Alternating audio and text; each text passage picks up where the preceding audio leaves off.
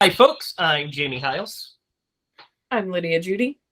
I'm Derrick Lemaster.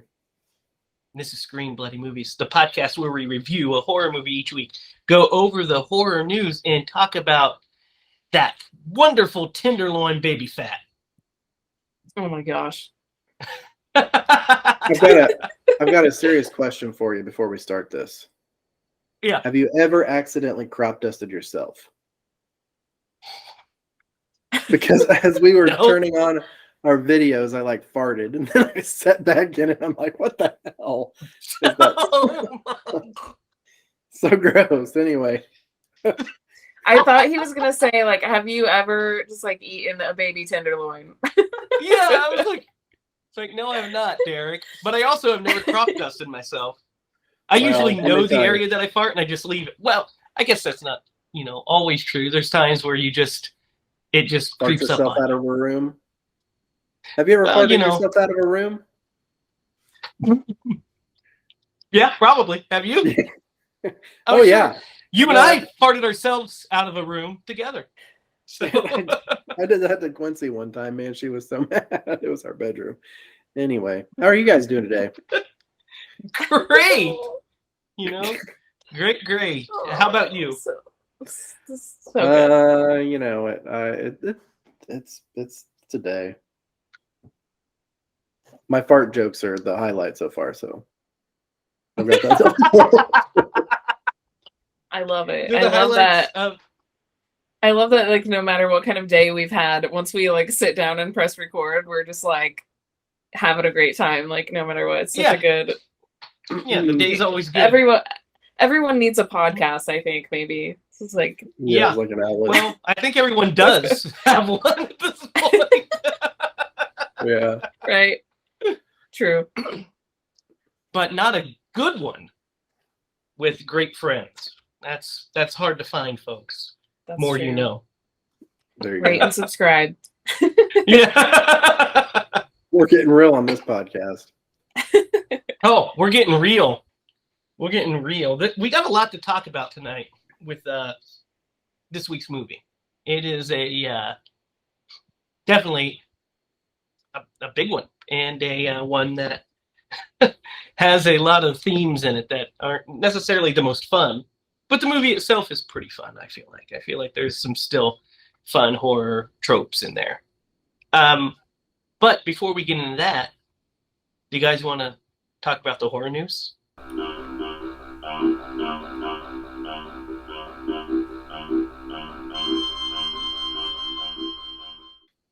Let's do it. Because, folks, I have a lot of horror news. So first, let's start with this. This weekend, well, it just passed, but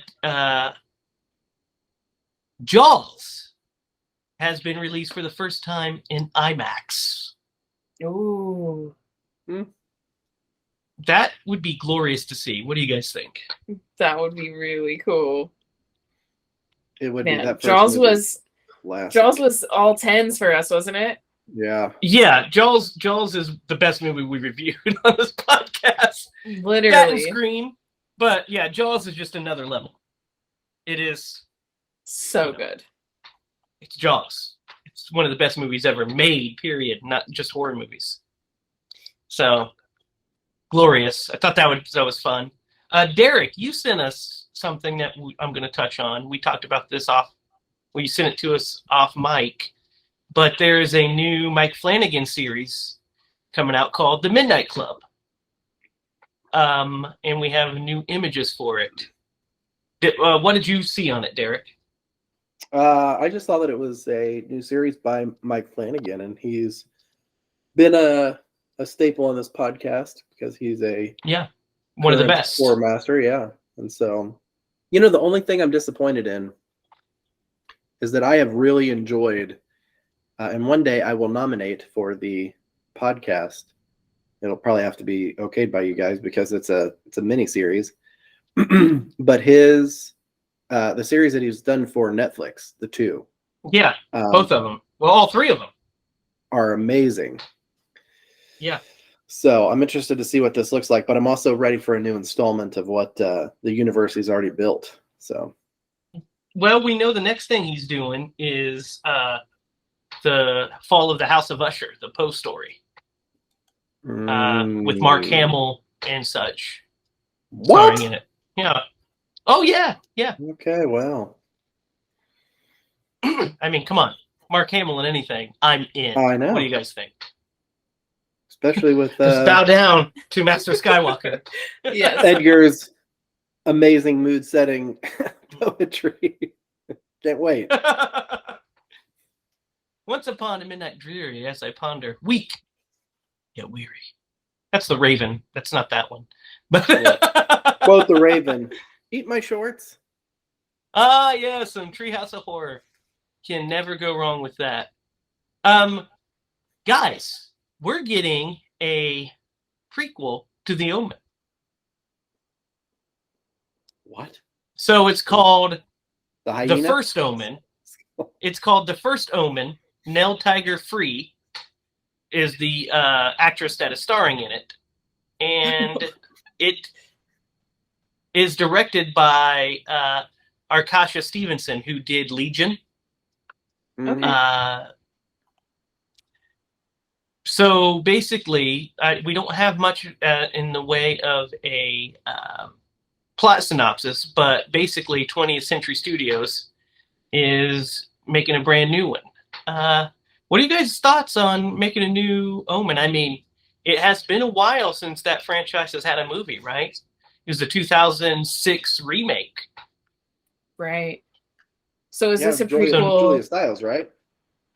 Mm-hmm. Julia Stiles, yeah. I would guess it's a prequel to the original. The original. So I wonder what I would guess. Time, what year, you know? Yeah.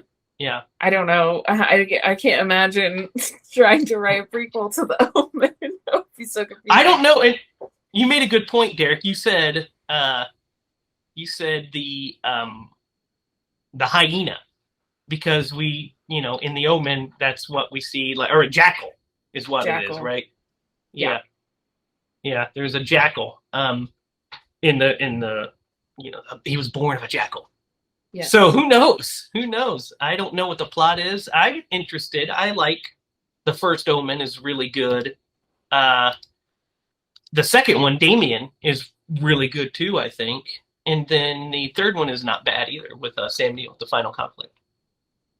Why have I never seen the prequels to any of these classic movies? Or I mean, not prequels, but sequels. I haven't seen the sequels to anything. You've never seen the Damien? You've seen Damien, right, Derrick? I don't think so. Man, I'm pretty sure I've seen Damien because I can picture the cover art of the VHS. Yeah, so I don't think I saw the last one. So the Damien has Damien in like military school. He's like, he gets adopted by his another uncle, I think, and then he's like in military school. And then the Final Conflict is he's an adult. Sam Neill plays Damien as an adult. And he has the Final Conflict. It's a good movie. We'll have to do that series of movies eventually. Does he push the button or not push the button? I'm guessing that he starts a nuclear conflict, but I could be wrong. No, it doesn't get to that point. We'll have to watch it and see.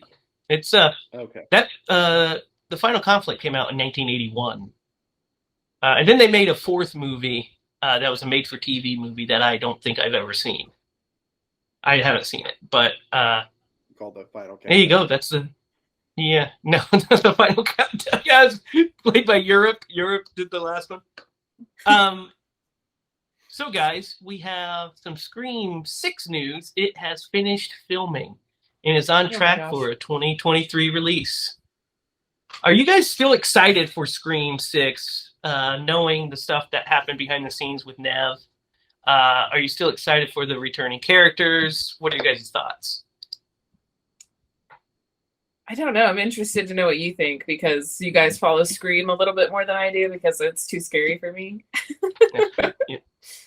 I've really got to catch up and watch the 5th one, but Yeah. still very disappointed in what has happened with Neve Campbell and the fact that they were not willing to pay her. She's the face of the franchise. I agree. I like the new one. I didn't love it, but I liked it. Thought it was fun. Thought it was pretty good. And so I'm looking forward to it optimistically because it's a Scream movie, right? But I also, like you guys, are disappointed that we're not going to get to see Sidney Prescott. What is that S about?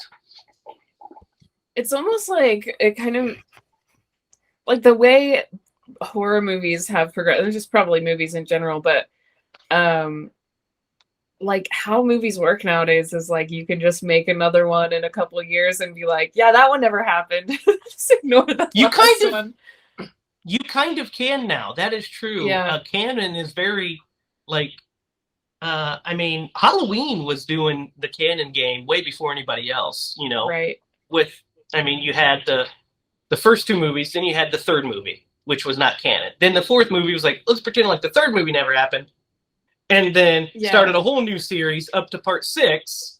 Then they're like, oh, those 2 movies never happened. But part 2 did. And so they've always had, you're right.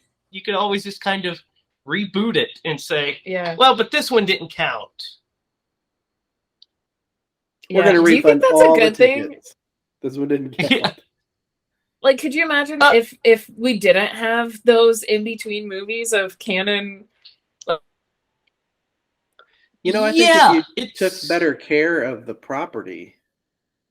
Yeah, do you guys think that it's good that we have these, like, middle movies that get, like, out of, you know, like, people take them out of canon to make other movies, and then, like, is that a good thing or a bad thing? Like, would you rather have those extra movies in the middle that don't count, or would you rather just have only 3 Halloween movies that count? You know what I mean? No, I do. I don't mind it. It's confusing if you're an average fan, I suppose. That could be somewhat confusing. But as a fan, I don't want to live in a world where those Halloween movies don't exist. Right. And it's fun to be able to take those detours. And like you said, Derrick, if you take better care of the franchise, then you won't have to reboot. But there's certain times there's going to come a point where everything's going to have to reboot to continue, because sometimes continuity gets a little too messy anyway. Mm-hmm. If you make so many films, I mean, like Star Wars continuity is the same. I mean, it's the same continuity. It is what it is. Mm-hmm. But like, you know, like Nightmare on Elm Street, the original 7 movies, well, the original 6 movies are one continuity. And then after that, it, you know, kind of funky. I mean, they only made a couple more. And then Friday the 13th, all of the Paramount movies are one continuity. You know what I mean?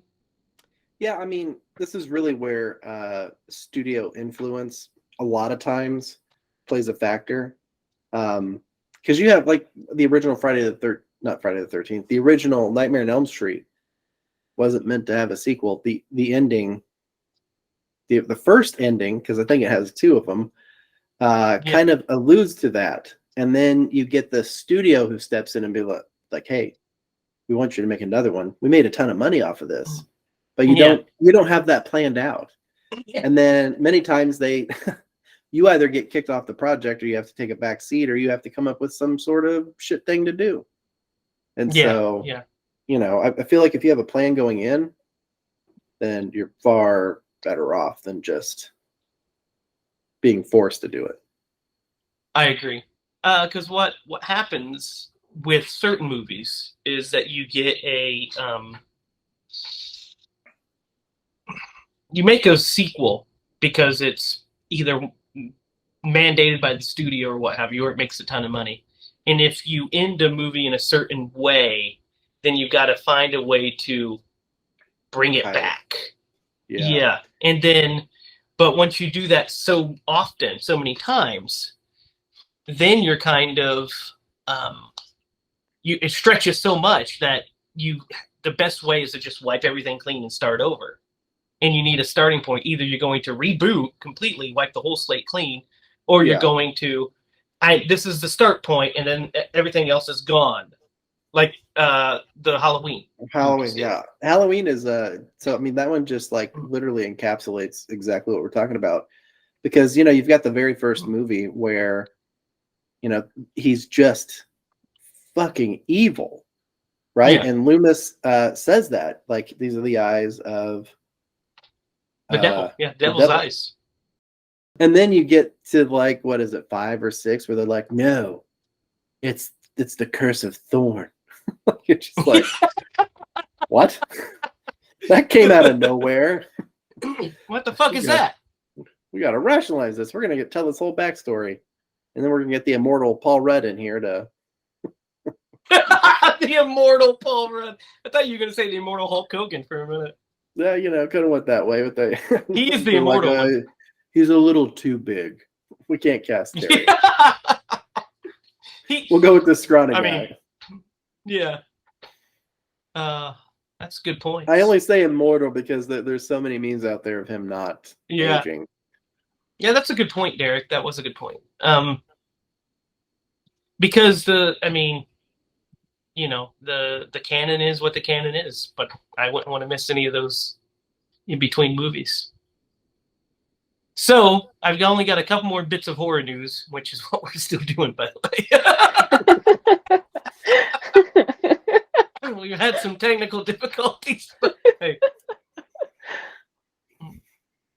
So this is really interesting, you guys. Really interesting.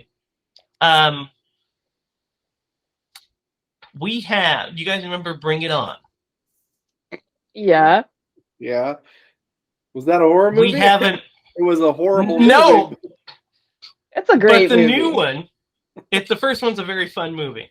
So Universal has teamed up with Sci-Fi to make a horror thriller entry in the Bring It On franchise called Bring It On, Cheer or Die. Oh my gosh. Okay. So the plot synopsis is a cheer squad, as they practice their routines overnight in an abandoned school during Halloween weekend, where one by one the teens fall victim to a deranged assailant. What do you guys think of a... I mean, like, did they have to make it like a Bring It On movie, or could they just have made it like a cheerleader horror movie? No, I just think they made it better than we could have expected.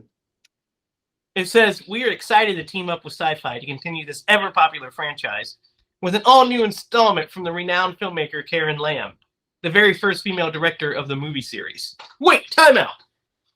She's the first female director of Bring It On? All of the Bring It Ons were directed by dudes? Wait, the way that read to me was she was the first female one, and they're bringing her back for this one. Maybe I misunderstood that.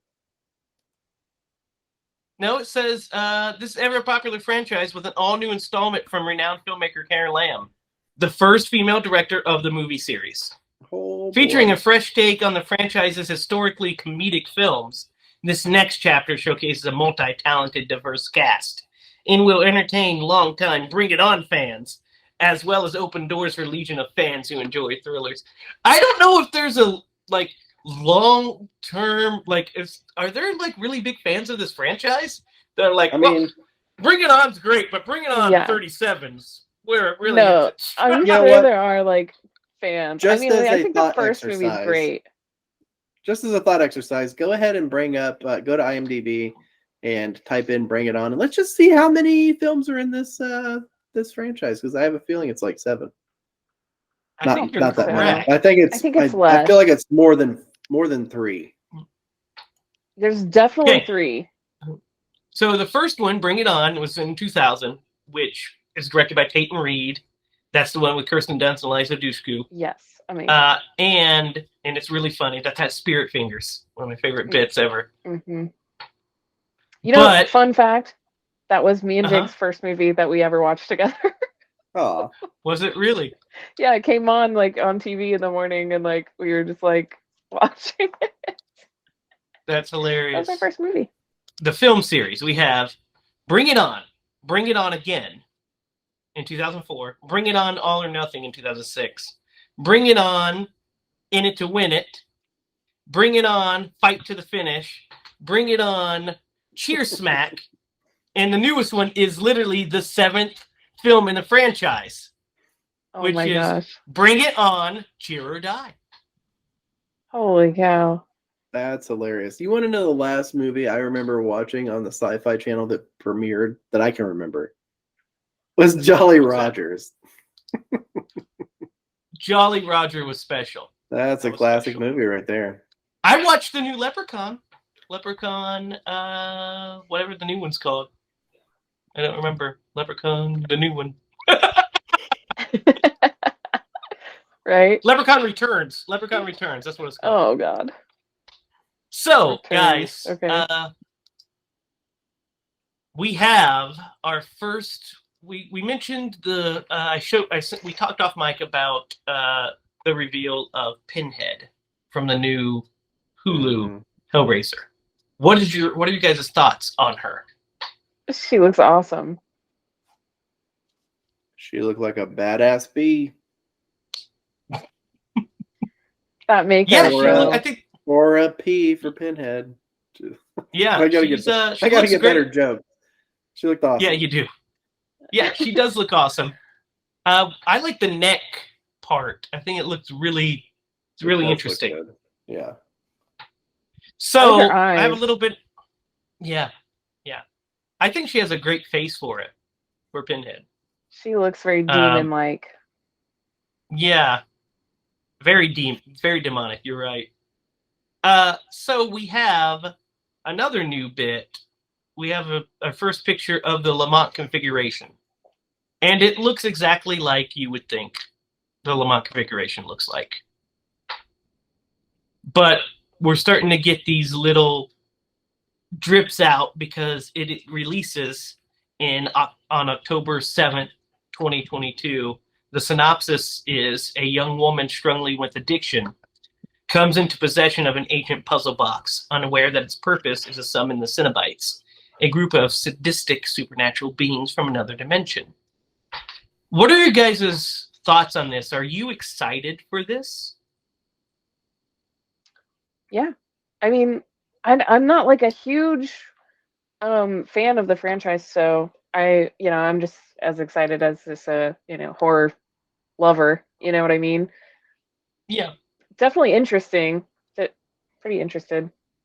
And we have two separate Hellraisers coming out. We have this and then the miniseries with produced by David Gordon Green. Are you excited for this, Derrick? I'm gonna say 6 out of 10. I'm excited. I haven't gotten excited about a Hellraiser movie in a long time, so it's been hard. It's been rough. Piqued my interest, yeah. So after Revelations, that was just a horrendous experience. Yep. We'll get into Hellraisers eventually. Yep. I'm excited to see it. I mean, why not? So, guys, the last bit of horror news I'm going to reveal is a bit of Hocus Pocus 2 news. Oh, I love this. So we have our first images of Billy Butcherson. Do you guys want to see Billy? Billy. Yeah, is that actor? Was the actor still alive? It's the same actor. Doug Jones. It's the same guy. Yes, That's amazing. It's Doug Jones. Is it Doug Jones? Here we go. Him? Yes. There he is. I can't see him. Hang on. You see him, Derrick? I can. It is very small, but hang on. Look at him. There we go. That's my other boyfriend. What do you guys think? Yep, so in love with Billy Butcherson. So I knew that they were doing this. I haven't looked deep into it. Totally gonna watch it because we watch this at least 3 or 4 times every Halloween season. Are they getting the returning cast? I know the witches are coming back. Yeah. So Doug here's Jones what we is have the as only the one that cast. matters. Oh. So Doug Jones is back as Billy Butcherson. We That's have Bette awesome. Midler, Kathleen May, and Sarah Jessica Parker as the Sanderson sisters are back. There's a whole new group of high school kids that they're going after. It says picking up 29 years after a teen named Max lit the black flame candle and resurrected the three 17th century child of essence stealing sorceresses.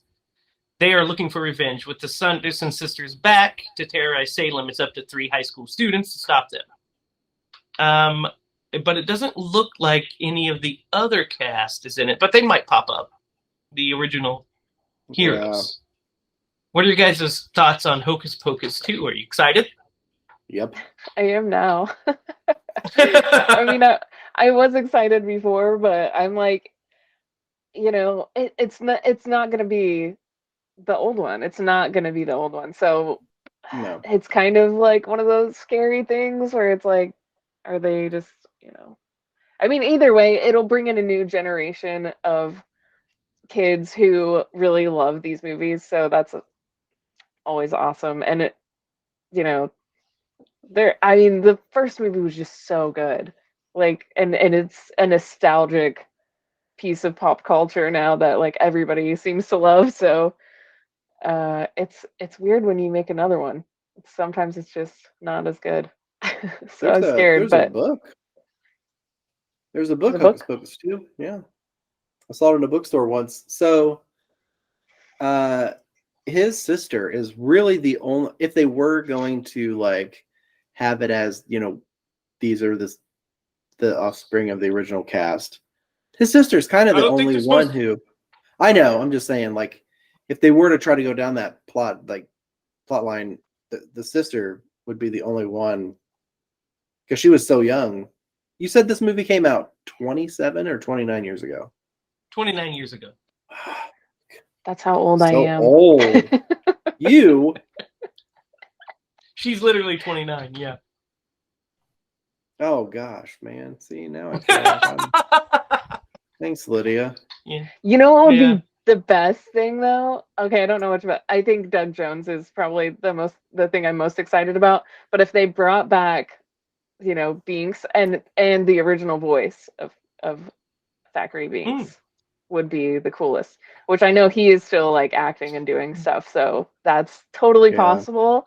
He's and he still sounds smoker, like, so he'll be like similar.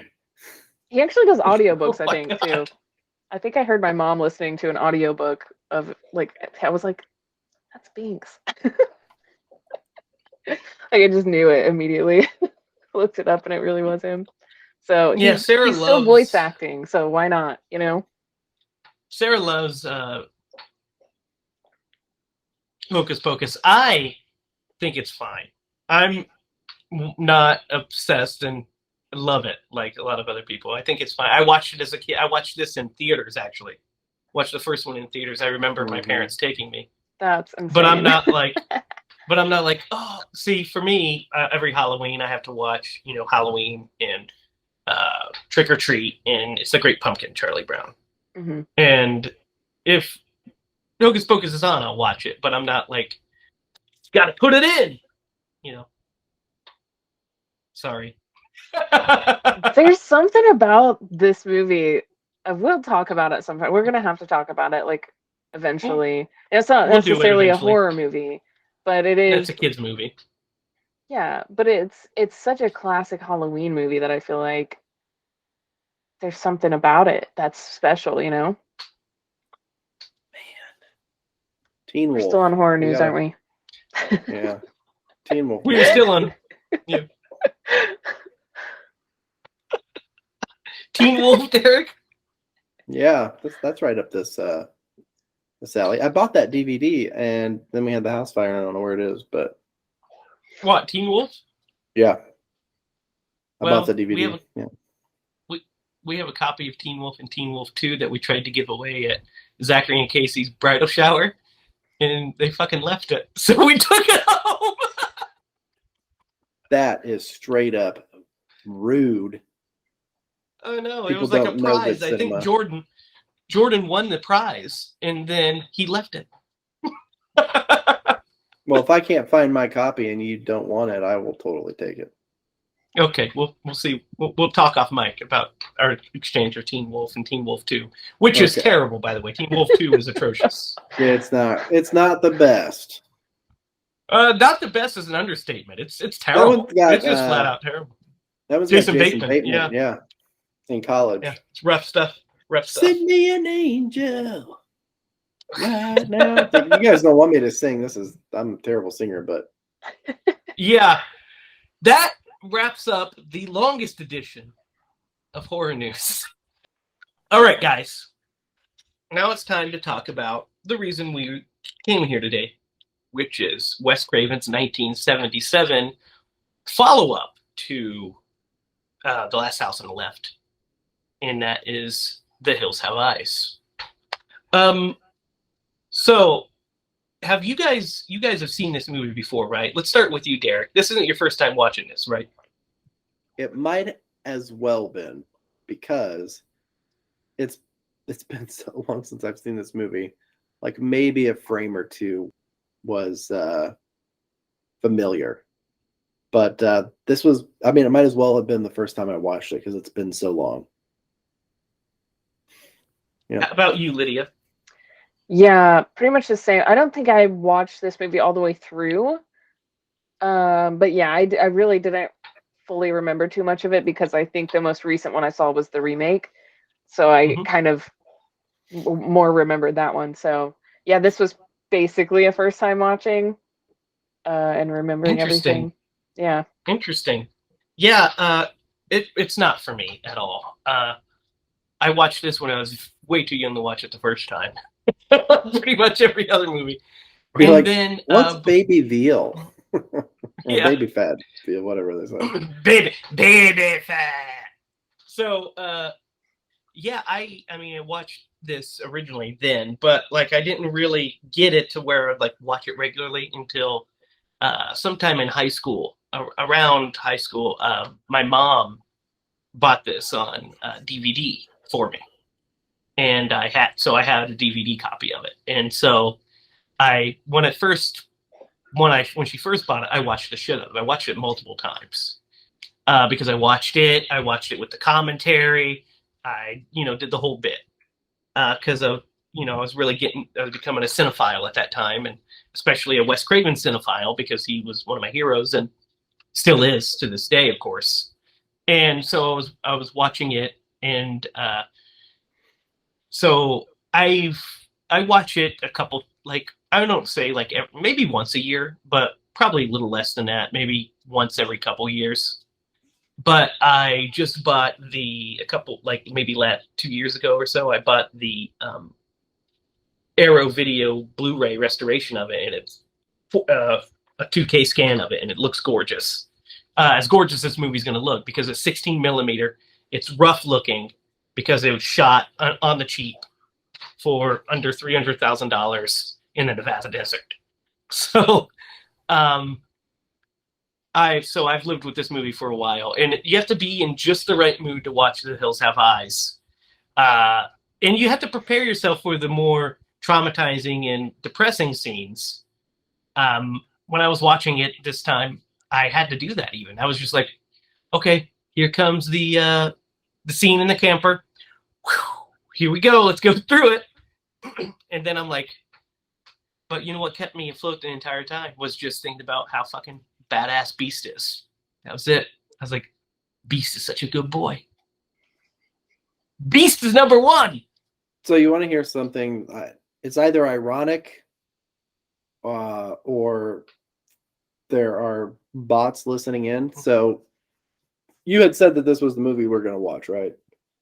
And then like a day or two later, I was in the kitchen and Quincy and I were talking. She was like, you know what movie like that I hate, and I hope you guys never do like along the same lines of. She was like, The Hills Have Eyes. I was like, huh? Why would you just randomly say that? And she was like, well, like there was a recommended thing on YouTube for me. And I was like, that's super strange. Well, I mean, your devices do listen to you, and then they recommend things that you talk about, which is freaky in and of itself. But But yeah, she definitely does not like this movie, because of some of these graphic and violent scenes. And so I just thought it was funny that she was like, I hope you guys don't ever make a movie like that. I'm like, that's definitely not in the vein of the movies that we enjoy. So you don't really have much to worry about there unless we decide to really like push it. Yeah, unless we decide we're gonna just scare the shit out of everybody with being as dark as possible. Mm-hmm. You know, I did write it, by the way. I don't know if you read my new script, Blood Kill All Babies. That's a no for me, dog. It's a no for me, dog. By the way, that's our next feature. I just wanted you to know that. So yeah, let's get into The Hills Have Eyes. By the way, the original title for this movie was Blood Relations. The Hills Have Eyes was thought up by Peter Locke, with Wes Craven, but Peter Locke, the producer of the movie. Wes was having trouble getting funding for a movie, and he wanted to move away from horror at the time because he'd only made The Last House on the Left, and then he couldn't get funding, and Peter Locke was like, well, I could get us funding for another horror movie. So Wes went out and wrote, he's like, I can get you this location of the desert. So Wes created the story around it. Sure. Okay.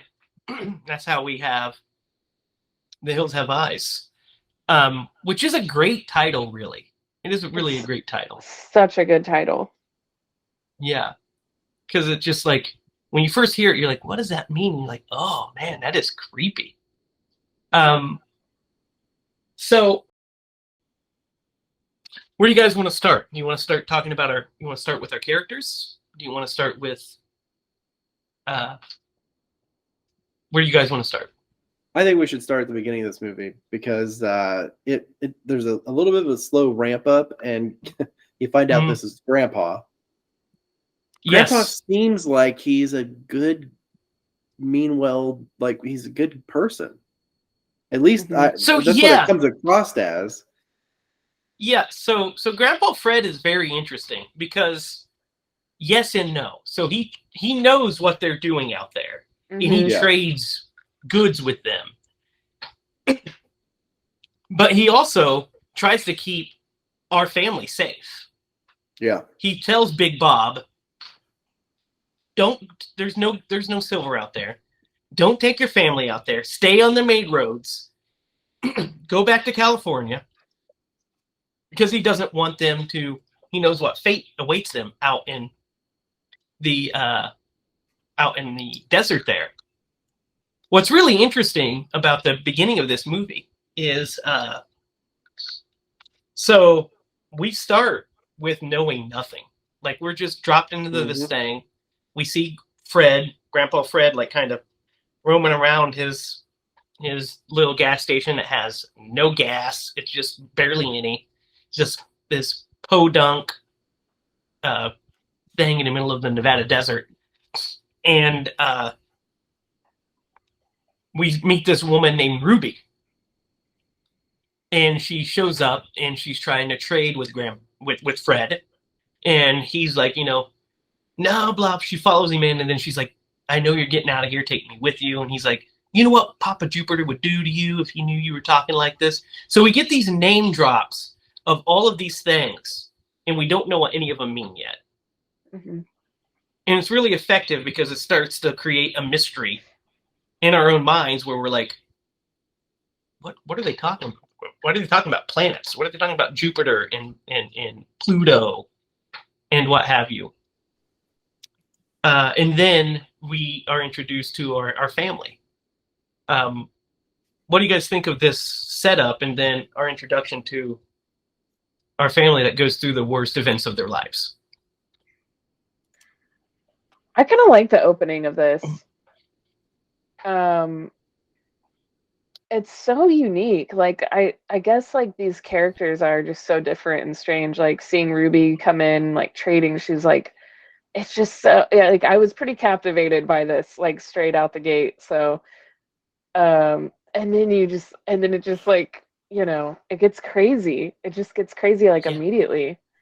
This chaotic family that you get to meet, it's like kind of a familiar feeling of just like everybody talking and everybody's just a big family that's like on a trip, which is fun. But there's like a little bit of chaos in there that you're like a little uneasy, like, so this isn't gonna be good. You already know it's not gonna be good. Yeah, there's a lot of chaos. What do you think, Derrick? I like the opening to this movie as well. It doesn't give you a hint as to what's about to happen, and it makes total sense. There's a sign, I had to stop it and like rewind it, but it says, no mo gas for 200 miles. Yeah. So like this is the the shop out in the middle of the desert that you stop at to fill up. And they stop to get some gas and have him check the oil, and he's like, I don't have much, I'll give you what I got. And he's on his way out. He's trying to get out of there. And so he's put Ruby in a closet? Closet. Yeah. In this beat up. It almost has I couldn't tell if it was just his station or it was just an old abandoned town, like a small town, where there were a couple of shops, but it starts out super innocently, and they are the quintessential family, right? You've got a daughter who has her husband, and they have a baby, and then you've got another daughter, and then the brother, and the husband, and then you've got the two like patriarchs of the family. Bob, what was his name? Bob. Yep. And his wife. Big Bob. Yep. Big Bob's because the son is Bobby. So it's Big Bob and Bobby. Yep. Yeah. He's a weird character, by the way. Who, Big Bob? No, the blonde haired guy. Is that Bobby? Oh, Bobby? Bobby is, I don't think he's a weird character. I just think he's dealing with a lot of trauma. He experiences a lot immediately. So I think that's kind of affects his decision making. We'll get into that. I like the introduction to these characters a lot because, like you said, Lydia, it does feel very real, like a real, big family, and we're introduced to the dynamics of the family. We get the sense that there's a kind of an unspoken conflict between Big Bob and David, which is his son-in-law, and it's all based off of opposite philosophies in life, right? So Big Bob was an ex-detective who was a gun-toting guy who is, basically very right. And then you have Doug, who is essentially a leftist and a, pacifist and doesn't believe in guns and whatever. And that philosophy gets pushed to the edge with this, because he has to go against what he normally would do in this extreme situation. So it's it creates a very interesting dynamic and very interesting drama within just that character and their relationship. But so pretty quickly we get good old, I like how we just see snippets of Pluto and Mars. You know what I mean? We don't see, we just see a figure in the background, like move across. There's also this great bit where Doug walks out with Beast, and because there's two dogs, two German Shepherds, Beauty and Beast. He's walking with Beast, and Beast is looking, or Beauty, and she's barking at something because she just barks. And they cross. There's a pig in a little truck, like in a pen.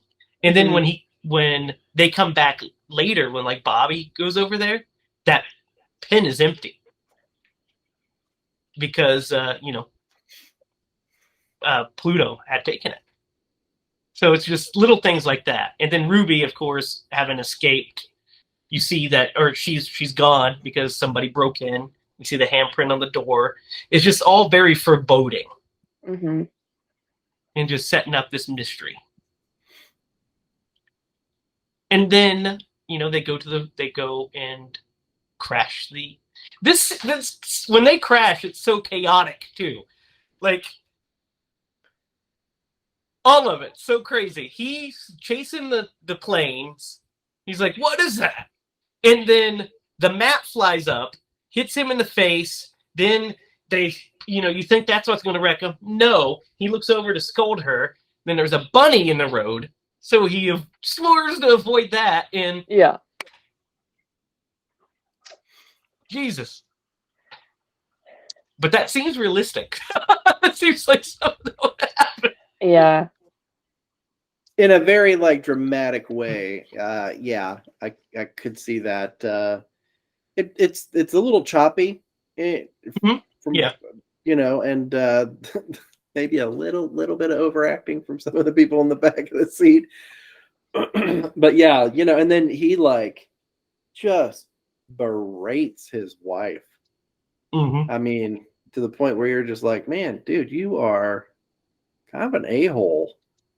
Yeah. Big Bob is an a-hole. I mean, it's kind of he's a blowhard, like I said, Yeah. Like just a blowhard kind of guy. He's a detective. And when he's going through like the list of things that has happened to him, he's like, I've had my own men shoot at me. You're like, I was like, this guy has been through a lot. And there's a reason that they probably shot at him. Yeah, no he seems kidding. like a blustery guy.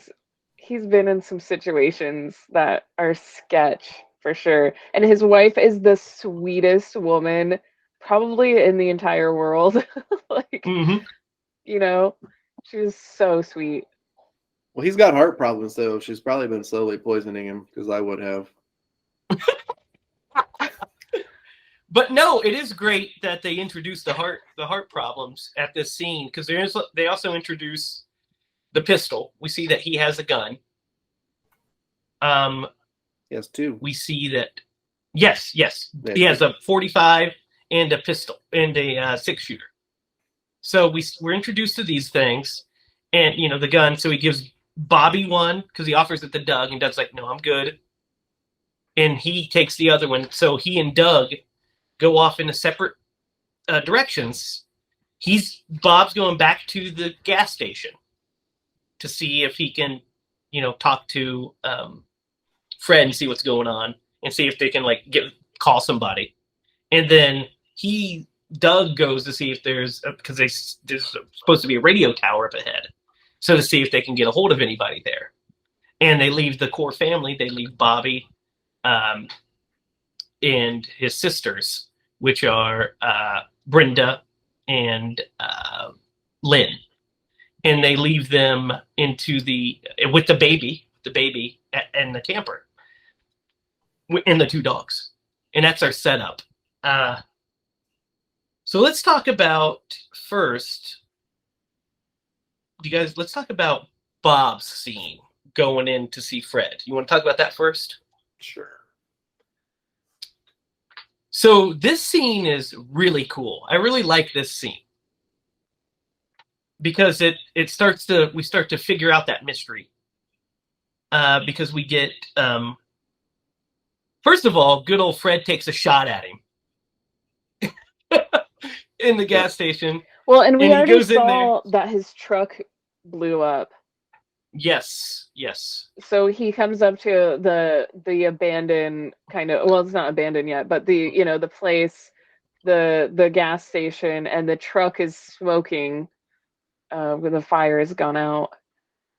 And he's like, I really love that he hears that can kind of doing that creepy, spooky whistle. Oh yeah, the flowering can. Yes, it's like a watering can, and he goes up to it and touches it, and is showing that is what's making that whistling sound. Yeah, that's such great. I was thinking that when I was watching, I was like, brilliant. That's fucking great filmmaking. Because I was like, that's such a brilliant idea, and they had to Foley that sound in, and it's just so good. That's such a cool. I was thinking that too. Because they use that as an ambient noise to set tension, because it's very spooky and tension setting. And then we get a reason why it's there. It's great. I like that. That's a good point, Lydia. That's a great bit. I had to throw that out there before we talk about what happens with Fred in here. Yeah. So Fred tries to hang himself with the bell, and my favorite is Bob comes in and he's like, "Get down here, you idiot!" Pulls him down. Yeah. Yeah. He's like, why'd you take a shot at me? And he's like, I thought you were somebody else. And we get the backstory, which is that he and his wife had a baby, and then they had a second one. They had a little daughter, and then they had a second one, and this baby was like super big, like 20 pounds. Killed his wife died during childbirth because he came out sideways.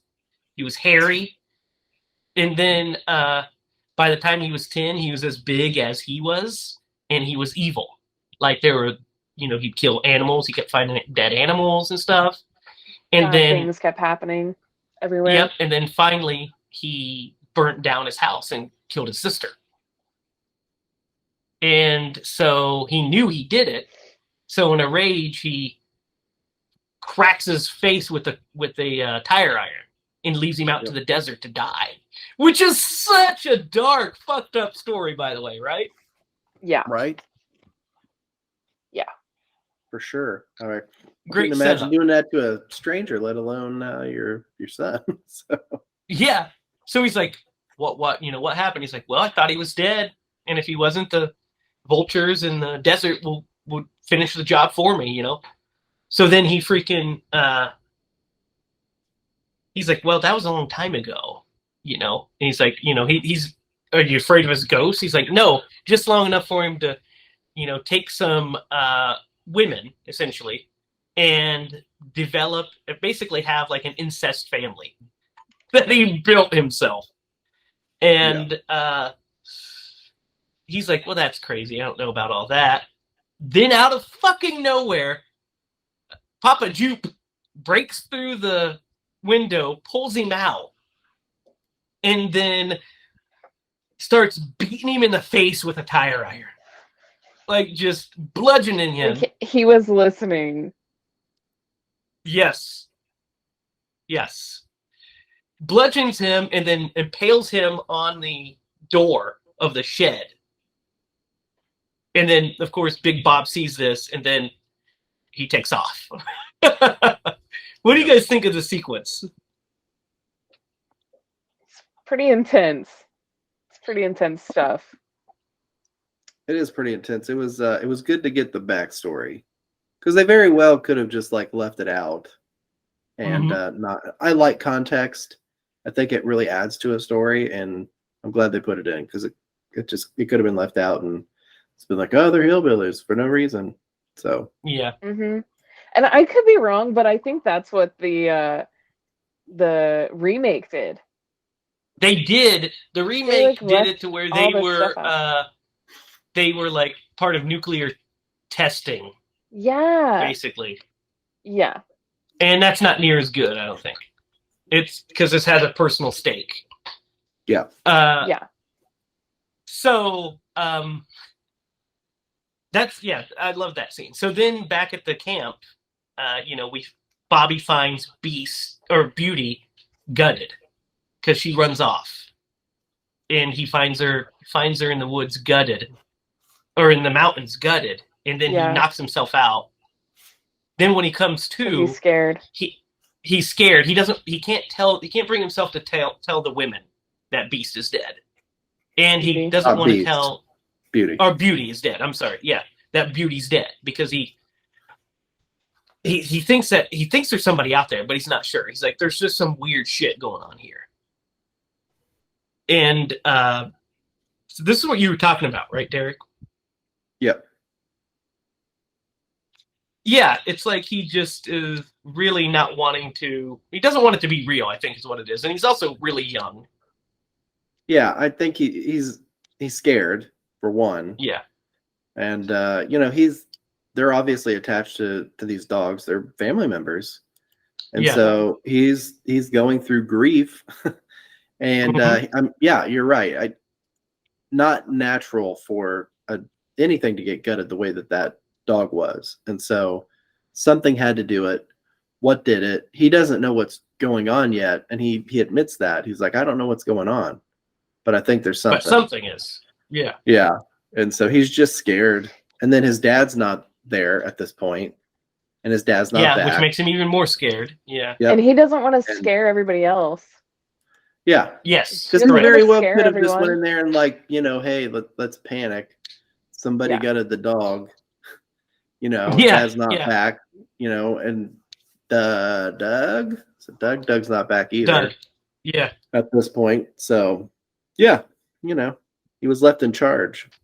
And now things are going. He's doing his best. Yeah. Yep. He ran. The thing that irritates me is that he runs into the mountains after the dog. I'm like, don't run into the mountains where you don't know where you are. You know what I mean? Like he could have That was been impressive. Killed or lost. It was. He's very athletic. Yeah. Yeah. Super athletic. Because I'd have ran like 10 feet and be like, "Come back, dog." He could have got turned around and like not been able to find his way back, and that would have been the end of it. Really. So I don't know. I've always kind of, not that I would ever test this, like I'm gonna go like randomly pick a direction in the woods and see if I can find my way back. But like I do feel like if I were to like run in a specific direction, that I would be able to be like, I came from this direction, I can make my way back. Anyway, luckily he found his way back, even after being knocked out from falling down. Now that some boulders. could do it. Yeah. Yeah, that's the scary part. But so then when Doug comes back, he's like, he basically says, I didn't find anything. I found these supplies. There's nothing there. It's cold. It's starting to get cold. By the way, you guys, we got to talk about the fact that Lynn is played by the great Dee Wallace. Oh yeah, I know. I love her. Yeah. I it's always great. I haven't watched it in a while. She pops up. I was like, there's Dee Wallace. So. But he did find something. He found a base. Because he made a comment about like, they just left a whole bunch of stuff behind. There's our tax dollars at work. Yes. What I mean is he didn't find any kind of radio or anything to help them. So he just came back with some supplies that he found. And Bob's still not back. So Bobby still can't bring himself to tell anybody. He's hearing woods in the noises in the mountains. Beast runs off. Beast is gone. He broke his chain. So he's out there, and this is where it starts. So Doug and Lynn go into the car because they're going to sleep in there, and they decide this is a good time to do it. Why not? I guess. Good as time as any. And Big Bob gets attacked on the road. We see him get attacked, and guys, what do you think of what happens to Big Bob? Well, when he gets crucified and then set on fire. Yeah. So we see him crucified and then set on fire. Yeah. Messed up. I think it's equally scary just him like jogging back and just getting and more scared. And his heart, and they set it up so early, like, oh, your heart condition, whatever. The doctor said.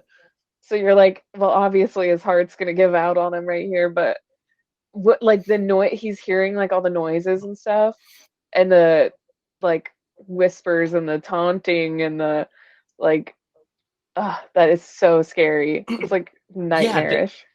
They are so evil. Yeah.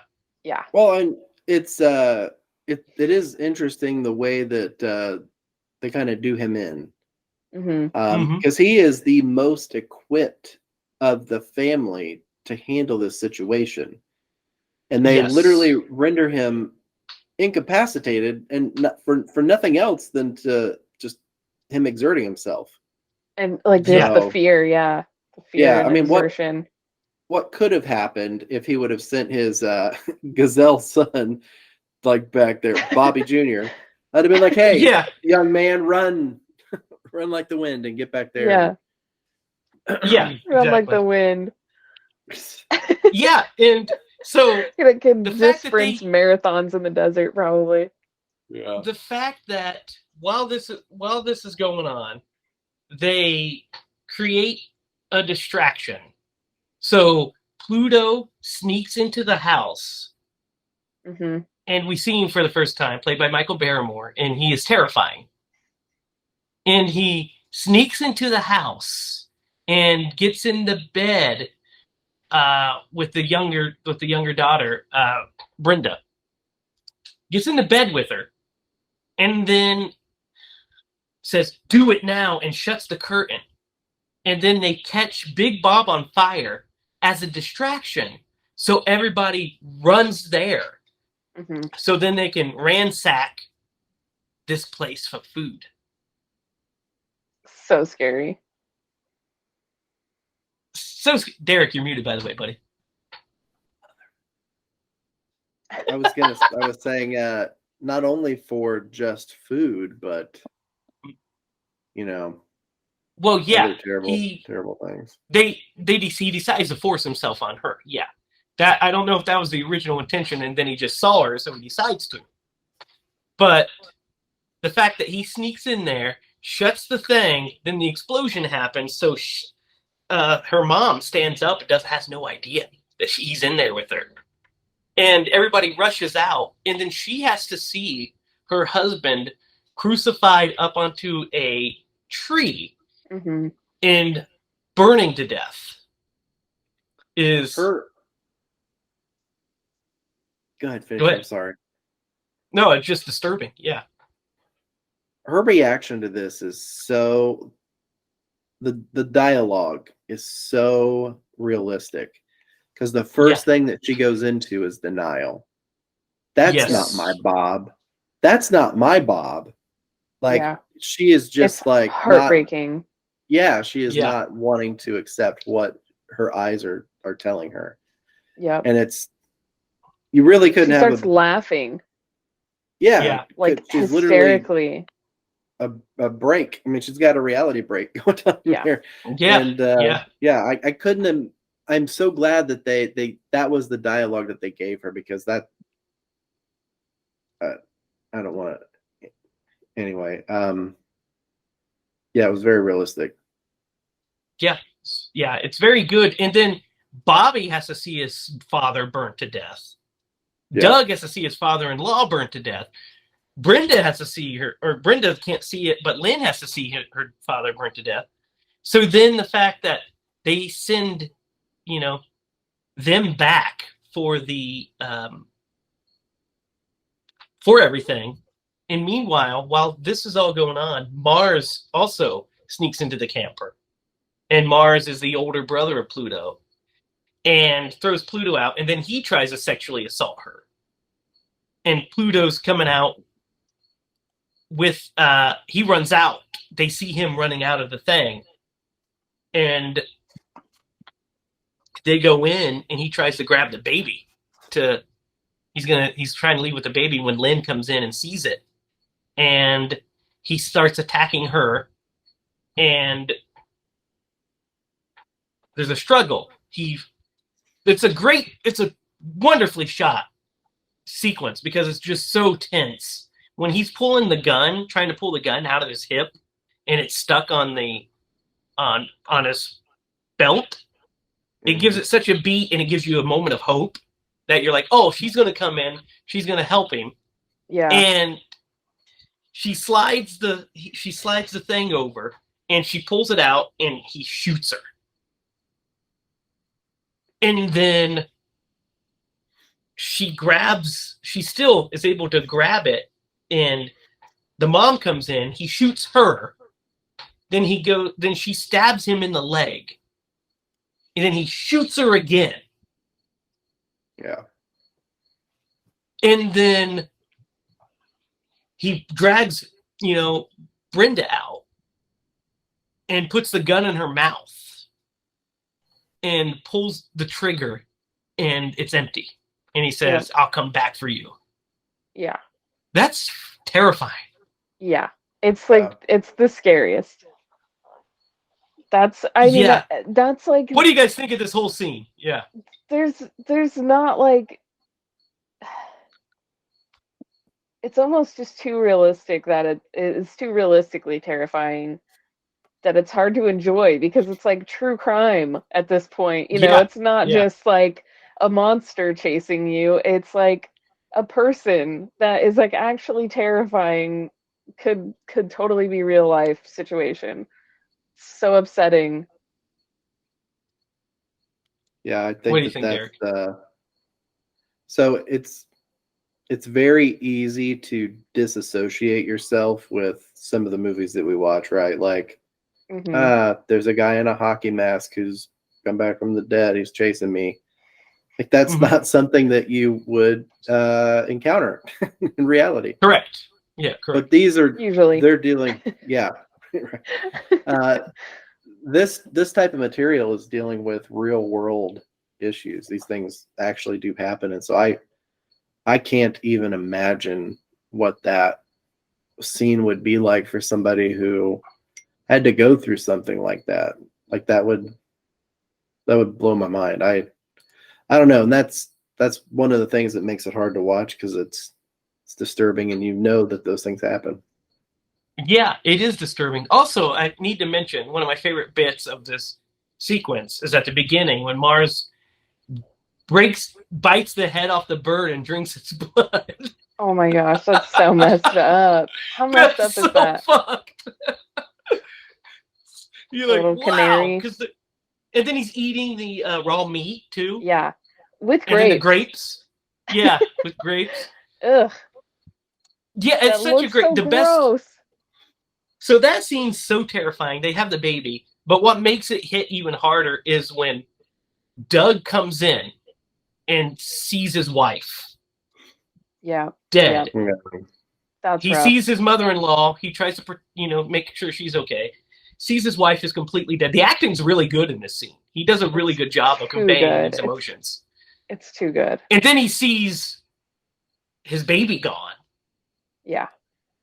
And he's just like, I've got to go. And, I don't know what to do. And tells Bobby, go look after your mother. And he goes in and sees all of this. And he's just like, oh my God. The aftermath is so disturbing. So, yep. I started crying when he walks in and sees her. I genuinely started crying. I was like, this is so upsetting. I don't think I've ever cried, maybe, but I don't think I've cried on a movie that we've covered so far. No, yeah. It's very powerful. It works really well. Yeah. And so guys, then we get back into the fun. After that disturbing shit, we get back into the fun. And we get to see Papa Jupiter really good. Really good shot of Papa Jupiter. He had taken Bob's body. And this scene where he is freaking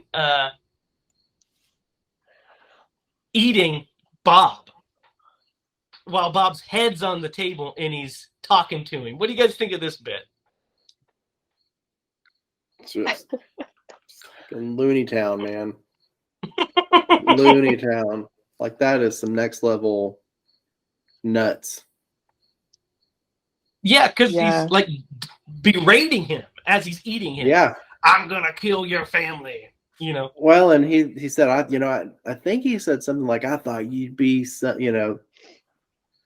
a better challenger or something like that. Yeah. I don't remember the complete dialogue, but you're right. He is berating him. And it's, yeah. And at this point, we see that there is another brother who was up, and he's on the radio as well. And he's, he's definitely more special.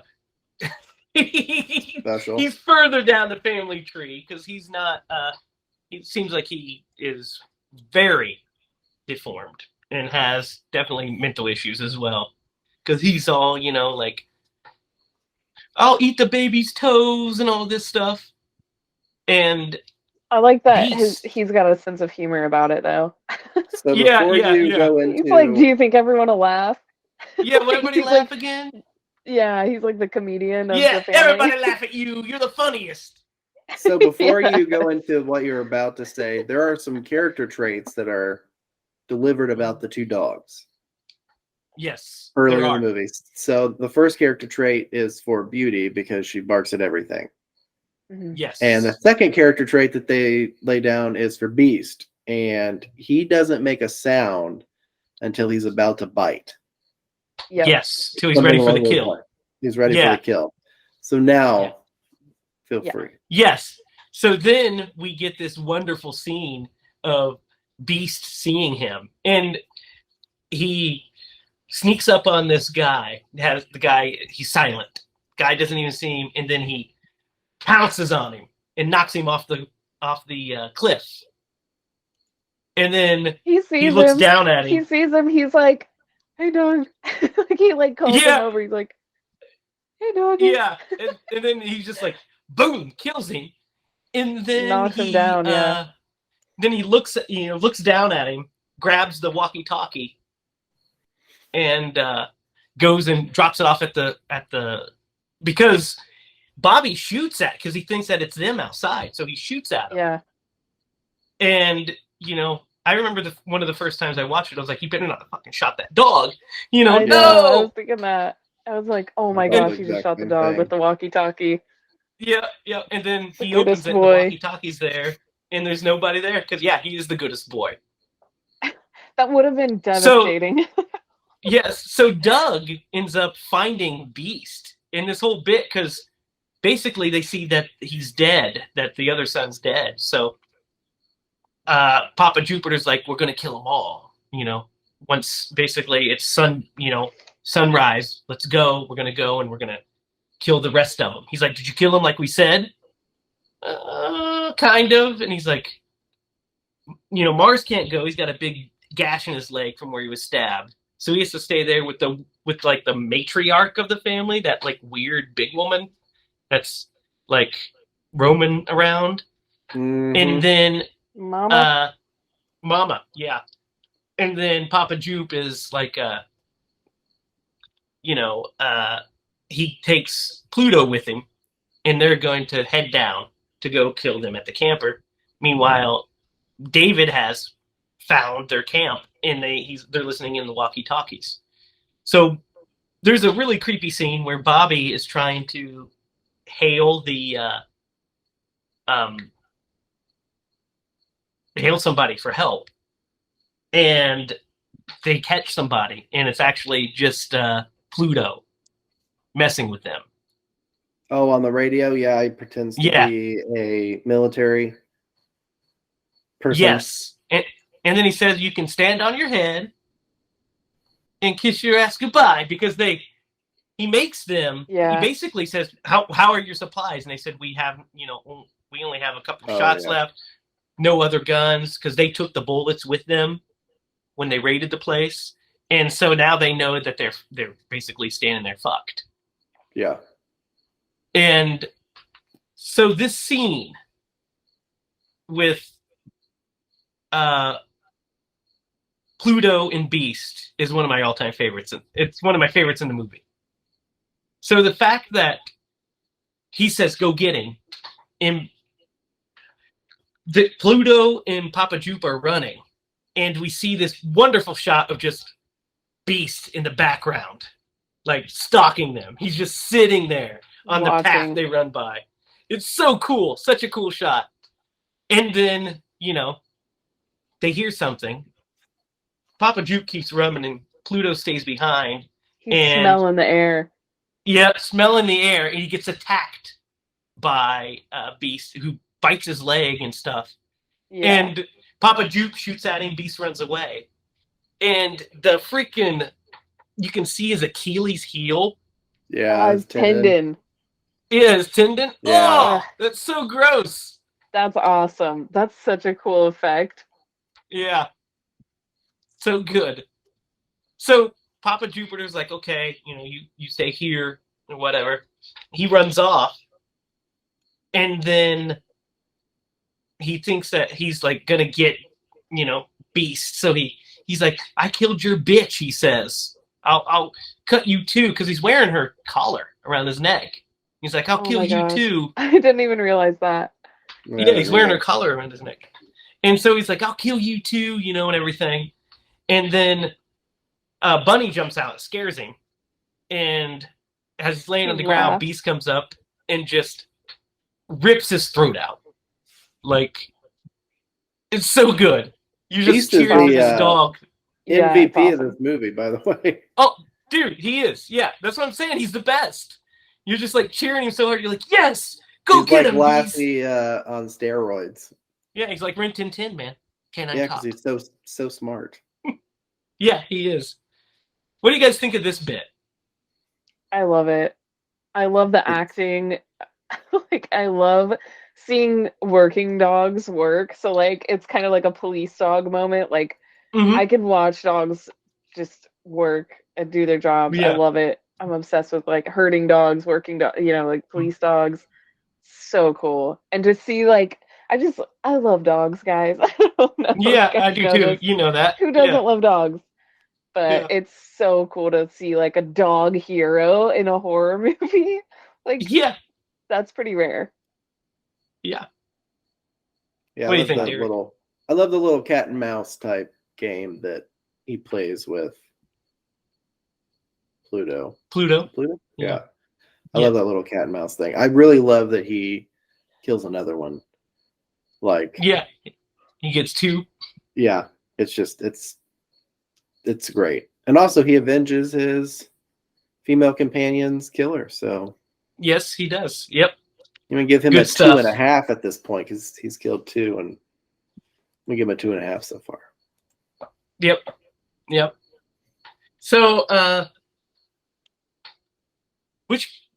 so let's talk about Papa Jupe's death first, because that's how it happens in the movie chronologically.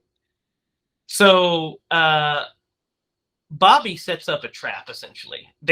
Bobby and Brenda comes up with the trap. She comes up with the idea. It's total Wes Craven. He's in love with traps. He sets them in Nightmare on Elm Street. Nightmare on Elm Street sets them in Hills Have People Under the Stairs. He's all about traps, Wes. Yeah. He must have watched a lot of Scooby-Doo as a kid. Yeah. I'm thinking he just, or a young adult. He knew where things were going. It was like, I can see the future of Home Alone. So, but he basically ties this like wire around the axle, because the front axle is broken. So they take the tire off and they tie they tie the thing around it. And then they have to set their mom out as a distraction. The acting in this moment is so good. Because they're both like trying not to cry, and they're both crying. They're crying, but like they know what they have to do to make this plan work. I mean, they don't have any other options, so. Yeah, and it's so disturbing that the way she's just like sitting there, like that. So good. And so, Papa Jupe runs in and sees her, and he's like, is she dead? What the hell's going on? And it gives him just enough pause that they start the car and hit the gas, and it tightens that rope around his leg and drags him across the desert. Yes. That's so much fun. Didn't you cheer at this moment? Yes. Like, holy shit. Can't believe that worked. Yeah. Such a good idea. And then, unfortunately, they run out of gas. Yeah. Yeah. In movie terms, like, this is a really cool trap.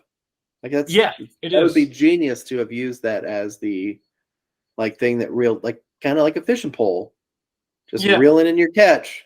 I would have, if there was enough gas, man, I would have never let off that pedal. I would have chewed his leg right off. Suck him right in. Oh yeah. Yeah, absolutely. So they run out of gas. So then he escapes. He takes it off, and they make him chase him through the mobile home, and they have gas, tanks set up in there, and they have a match book tied to the door. They tape it to the door, and Papa Jupe smells it. He smells the gas, so he sets off the door, makes it blow up.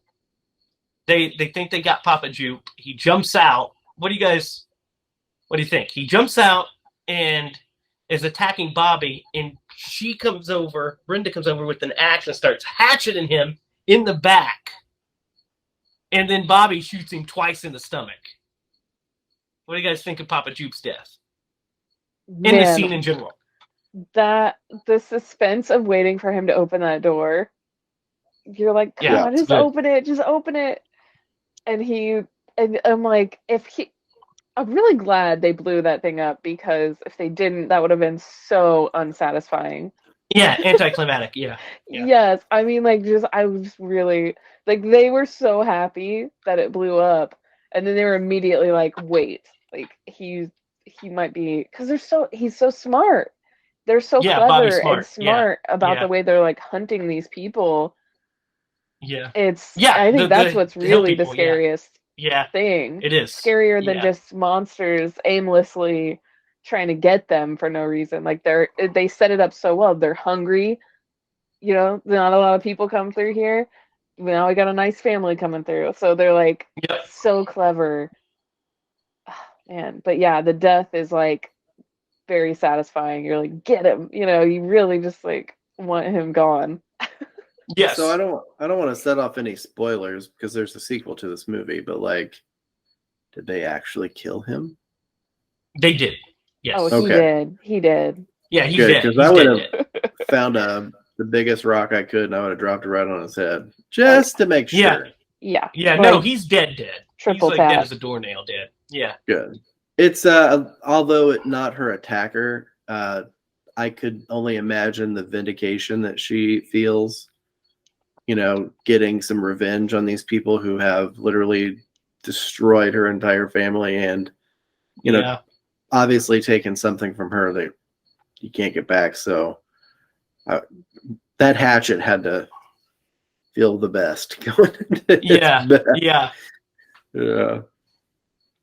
It's a really fun sequence and a really fun death for Papa Jupe, and a really crowd cheering moment. But we're not done, guys, because also, real quick, it's a small detail, but they ran out of gas. In an earlier scene, Jupiter is siphoning the gas from the car as they're making love. So that he can use it for Big Bob to catch him on fire. Yeah. Yep. So we're not done yet, because the baby is still out there, and Doug has to get his baby back. So there's a chase scene that happens. So first of all, Papa Jupe says, kill the baby, because Pluto was murdered. Yeah. And he says, kill the baby. So Ruby hands him the baby, he thinks, but it's the pig. And Ruby knocks out Mama and is running off with the baby. And Doug sees her, and she gives Doug the baby and come on, let's go. Because we already set up that she wants out, and she doesn't agree with any of the stuff they're doing. Because it's also she was captured into that family. She's not a blood relation, I don't think. Really? I think Ruby was captured into that family, because Mars says some kind of line regarding it. Huh. That I don't remember the exact line, but he says something regarding or Papa Jupe says something you're that we found you, or something like that. So I don't think that she's actually a blood relative of these people. I think she was captured by probably one of the families that came through. And so she's off, and this chase scene happens. What do you guys think of this whole chase scene? I think it's really good. With Doug and the other guy? And Mars, yeah. Yeah, I think it is good. And then they, tie in the snakes. Yes, that we're talking about the entire time. Oh my god. Yeah. And I just think it's so, obviously if you grow up around that type of environment and you've got experience with the things that live in the desert, like when Ruby catches the snake. Yeah. No, thank you. No, thank you. Yeah. It's not gonna do that. Using the fork to hold the head. Yeah. Yeah, I saw a video of on YouTube of this lady catching a like a king cobra, like a girl. That's just the super sexist thing for me to say, but anyway, she catches a king cobra and like throws it over the like out of the way of the road, and I'm just like, nah, let somebody else do that. But she uses it as a weapon, and she, lets it bite her. Yeah. Mars or whatever his name is, and yeah, Mars. So the fight scene, when they're having the fight scene, is so intense. When he has the knife and he's like, it's like inches away from Doug's face, and he like slaps at him, and he's saying his shit. He's like, the best is when Doug grabs Mars's wound and rips it out. I love that bit. Yes. So she uses the snake to bite him. And then Doug stabs him to death, and we freeze frame on the ending. Yeah, we do. End this movie. So the alternate ending of this movie, I watched it last night actually, because I was like, I forgot about it. I was like, I forgot because it's on my Blu-ray. It's like I forgot about the alternate ending. So the alternate ending is the same. The ending's the same. So the ending's the same, but what happens instead is they're reversed. So Really? Mars's scene happens first, then Papa Jupe's scene happens, and then we end on this really corny, the whole family gets together, the remaining people, and they're silhouette, they're kind of almost silhouetted. They're talking to each other. Hugging, saying, they got him, introduce him to Ruby, and then Brenda holds Ruby's hands, and we kind of push in on their hands held, and then we go into the credits. So the reason Wes's reason for ending the movie that we did, because you talked about how it's abrupt ending and freezes to red, is because it's very similar to the ending of Last House on the Left, which is the domesticated, non-violent people have to resort to this terrible violence. So we are freezing on his moment of rage and violence. Huh. And that's basically the end of the movie anyway, so you might as well get out while you can, right? Right, yeah. It's like we don't really need the ending because you can just imagine. Yeah. Yeah. I mean, we don't need, I didn't mean the ending. I meant like we don't need the clarification that he went and got the baby, because we know that's what he would do, right? Yeah, we know that. Obviously. We know that the rest of them are dead, and we know that, that's just the way. Yeah. What do you guys think? I think it's good. Yeah, I like it. Derrick doesn't like it. No, I do like that. I really liked the ending. I guess I didn't think that much into it as far as like Wes's explanation. It kind of does make sense. I mean, if you strip away all of like the societal norms and everything, like we are just intelligent animals. Yes, kind of, and absolutely. we do have a primitive primal instinct, and especially when you play with things like the thing that hit the hardest in this movie was the baby and like the storyline of that, because like my wife and I have a almost a 10-month-old baby, and man, if anybody like even talked about making her dinner, I would just go ballistic. Like, yeah. Hopefully you're not in any position that people are like, that baby make a good dinner. Just want to eat those toes. Yeah, right, exactly. So you can you can definitely like feel the rage that he feels. You can sympathize for him. And he lost his wife too. And he lost his wife to boot. So, I would have done I would like to think that I'm a very domesticated and proper person who would try to find a solution other than violence. But man, you put the chips on the table, and survival. Yep. primitive. Yep. That's Wes Craven's The Hills Have Eyes, guys. So before we get into our ratings, it's time to do what we do every week, and we gotta Atkinize this movie. This is gonna be a hard one. Who would Tom Atkins play in The Hills Have Eyes? Ooh. Can we preface this with like Tom Atkins from like later in his career? It's any Or earlier. Any era of Tom Atkins. Yeah. Because I would say probably Paul, because he gets a little bit of action in this. Is his name Paul? Oh, you mean Doug? Doug. Yeah. So I knew it was one of those old man names. I would say Doug too. Yeah, I would say Doug. Yeah, because he's got this like bravado about him, especially with his wife. Like, yeah, you know, he kind of reminds me of it. He reminds me of a character from The Big Bang Theory. Oh. You know who I'm talking about? The one guy Howard. Yeah, I get a total Howard vibe. Yeah, kind of. Yeah. You know what I mean? So like, he's got the bravado, but like he would fit really well in that character, I think. Plus, you know, get to the end, you know he's gonna kick some ass. Yeah, it would totally be just even more epic, wouldn't it? Yeah, but he also would fit as like a Big Bob character of like a detective. Older. Yeah. But yeah, I would say we don't Doug. want to see that. I think Doug would be the best. Yeah, we'd say Doug. Yeah, because then you can get the line like, "That's why God created babies, babe. That's why God created babies." He's like, "This is bring me my food." So, guys, let's talk about it. What are we gonna rate The Hills Have Eyes? Start with you, Derrick.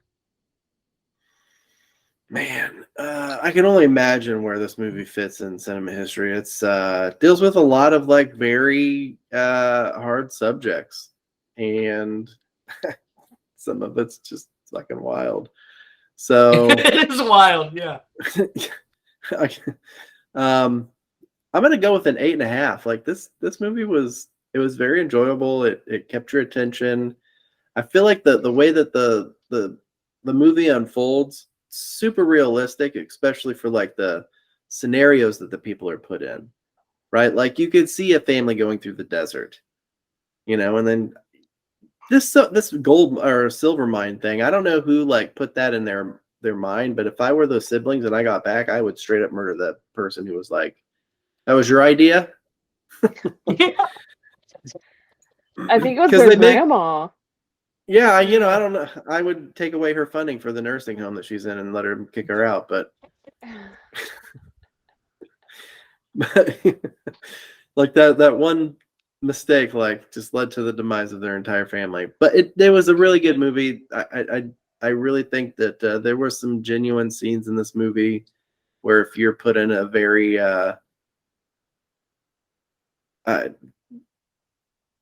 man, I don't even know. Like if you're put in that situation, I 100% could see a person reacting that way. The mom scene comes to mind. Yeah. Like that just seems so genuine to me. So I'm gonna give this movie an 8.5. It was really good.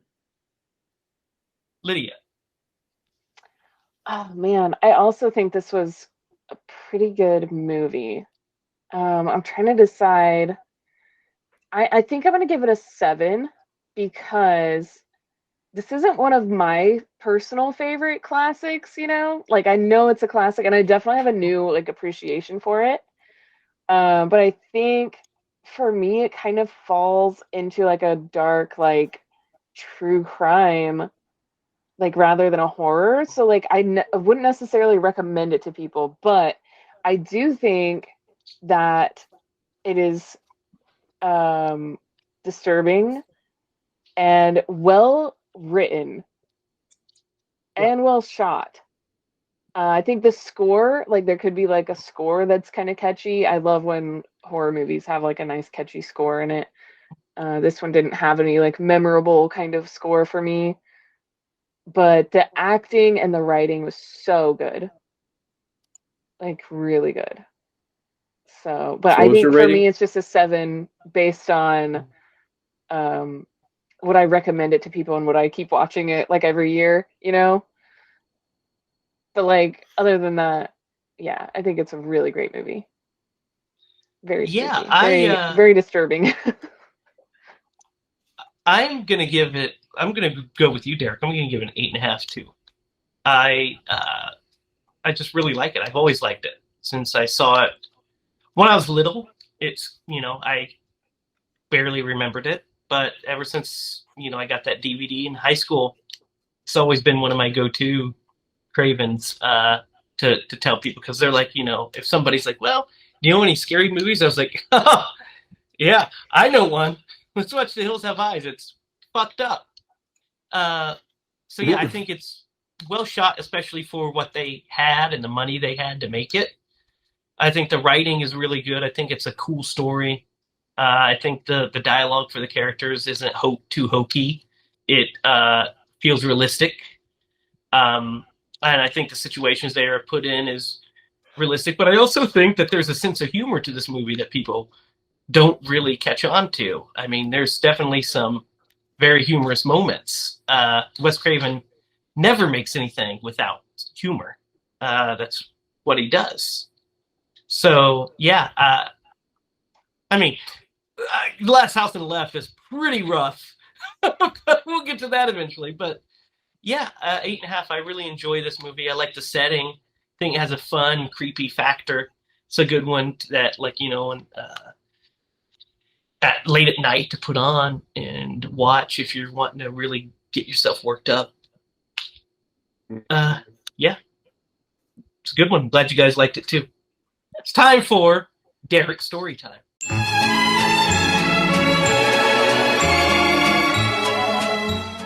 So if you guys couldn't have guessed this, monster trucks, not really my thing. I don't fit the demographic for that. So my brother was like, I don't fit that. It's not my thing. My brother was like, hey man, you want to come watch the monster truck rally in Indianapolis with me and my wife, or not my wife, my aunt was dating this guy, and he's the one who drove us. So it was me, my brother, and then his name, I forget his name, but anyway, so we drive to Indianapolis. We watched the monster truck rally. I mean, it's fine for what it was. I got to spend some time with my brother. That was great. Gosh dang it, man. So this thing gets out at like 12:30 at night. Indianapolis is busy regardless of what time you go out. And so we're walking back to the parking garage. We parked in, and my brother goes to walk out in the middle of the street, and I grab him and I pull him back. My brother's older than I am. I'm just setting this up, okay? So I'm the younger brother. I grab him and I pull him back, and I'm like, dude, what are you doing, man? Like, active traffic. Wait for the sign to turn so we can cross. He's like, oh yeah, okay. I kid you not. That one turns green and we're able to walk, right? Or white. And so we walk to the next block, and our parking garage is on the other side. My brother goes to walk out in the middle of the street again.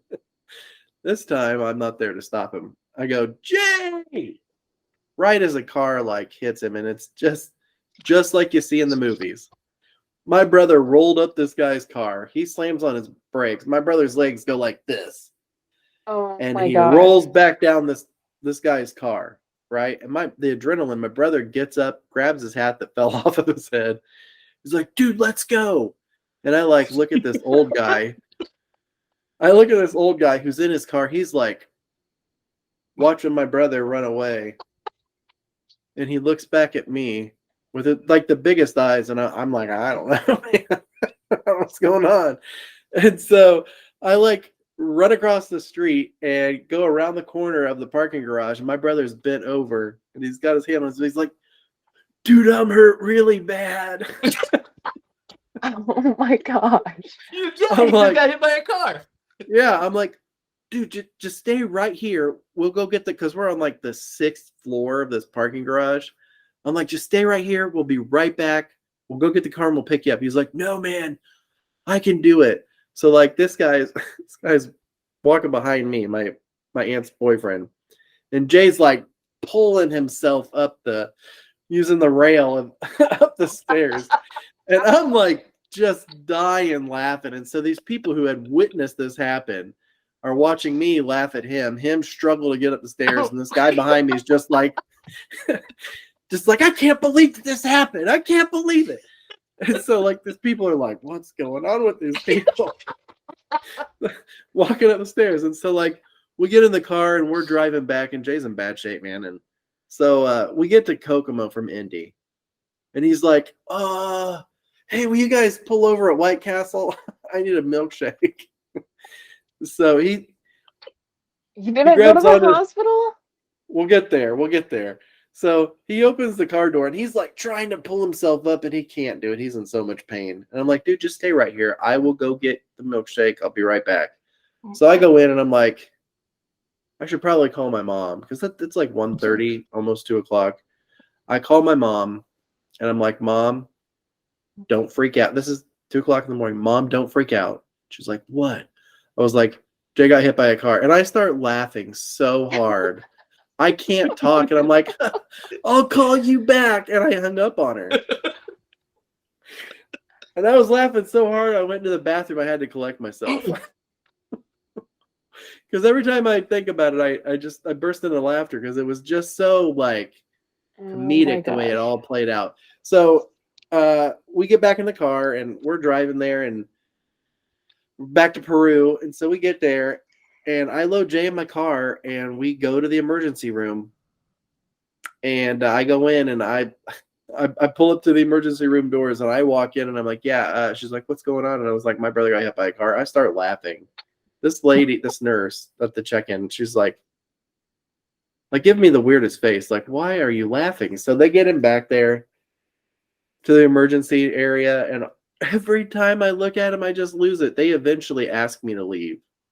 They're like, sir, can you, because my brother's like in pain. They're like, sir, can you please wait outside? I'm like, yeah, I can do that. So I go out and I call my mom back, and she's like, don't you ever do that again. Don't ever call me and tell me somebody got hit by a car and then hang up on me. Was he okay? Yeah, so there's... Wait, weren't you drinking? Didn't you stop at Taco Bell before that? Yeah, when we got back. I stopped at Taco Bell before I took her to the emergency room. I was hungry. Yeah, so what had happened was, on your spine, you have like on your vertebrae, you got like these two attachments for ligaments. So he broke one or both of them on one of his vertebrae. It wasn't like crippling or anything. Like, he just he was in a lot of pain. Yeah. But yeah, man, I forget that. I know, he's such a lucky. idiot. He is so lucky. I'm telling you, my brother went to happens bingo. all the time. Yeah, the first time he went to bingo, he won $500, and I'm like, what the? And then this happens. I'm like, you're lucky you didn't die, you idiot. This is after. Dude. The thing that like really strikes me is like literally, Lydia, 45 seconds before this all happened, I pulled him back out of traffic because he went to. I think he might have smoked some pot. It's like, do you not know how in the car? work? On the car ride. Yeah, he might have smoked. Which I'm sure. I don't think it impairs your. I don't do that, so I don't think it impairs your judgment that bad. But like, yeah, I mean, 45 seconds earlier, I was pulling him back so he didn't get by a car. I'm like, what the fuck are you doing, man? Oh my god! It's a classic fairy dragon story. That one. It's one of the Oh best. Man! Now that you said that, I got to tell the fairy dragon story. How we got that? We'll tell that next week. You will tell it next week. Stay tuned. That is next week. You'll find out why he is called the fairy dragon.